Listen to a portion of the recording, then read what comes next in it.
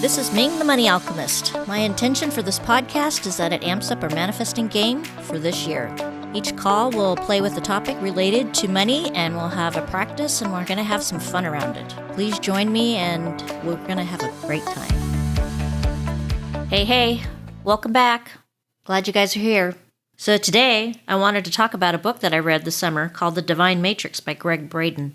It's actually kind of an old book, but I read a couple chapters in it, and I just wanted to share from it because, of course, it had to do with quantum physics. And I used a lot of quantum physics this summer to manifest where I was moving to. So I wanted to share some of the really cool things that the book talked about.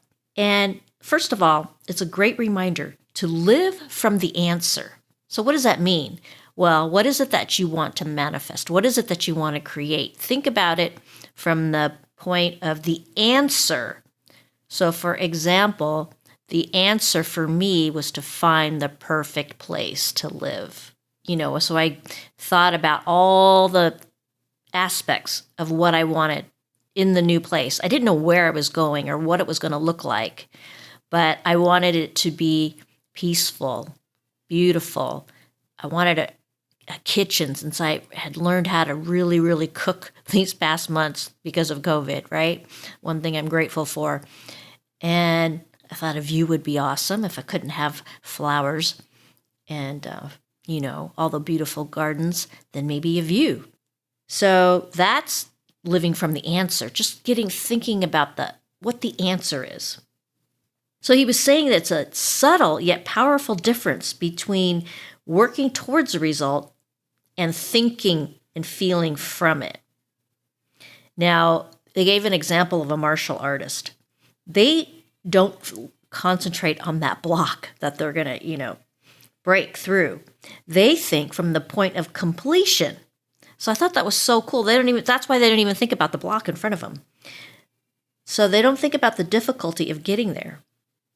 They experience the joy of what it feels like to accomplish the act. They also quote Neville, and he says, "Make your future dream a present fact. Transform your imagination into reality and to assume the feeling of the wish fulfilled." The other thing that they talked about, which I thought was really cool, is that our world, our lives, our bodies exist as if they do because they were chosen or imagined from the world of quantum possibilities. So if you want to change any of these possibilities, see them in a new way and pick them from a soup of possibilities, right? I love this soup because I love making soup. And there's a lot of ingredients that go into soup, and there's layers of flavor. All kinds of things go in a soup. So if you think about our possibilities as one big soup, you can focus on the part that you want. So you can so in the soup, there's overlapping possibilities, right? So it's like you can lock into one of the aspects.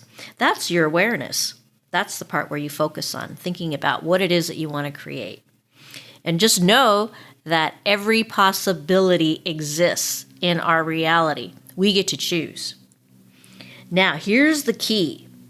You can't change a reality if you remain in the same consciousness that made it. What does that mean?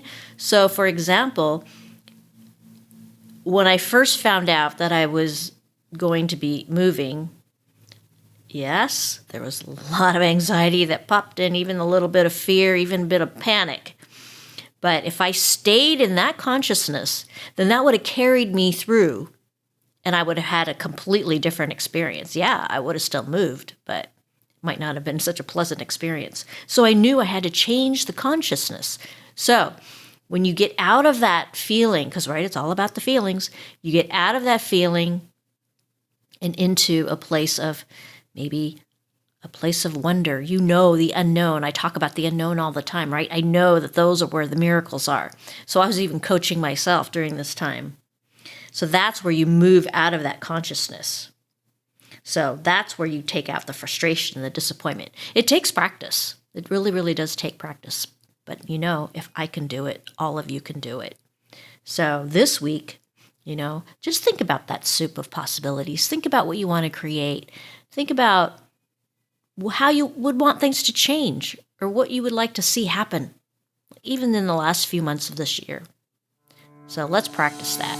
Thanks for joining me, and I'll see you next week.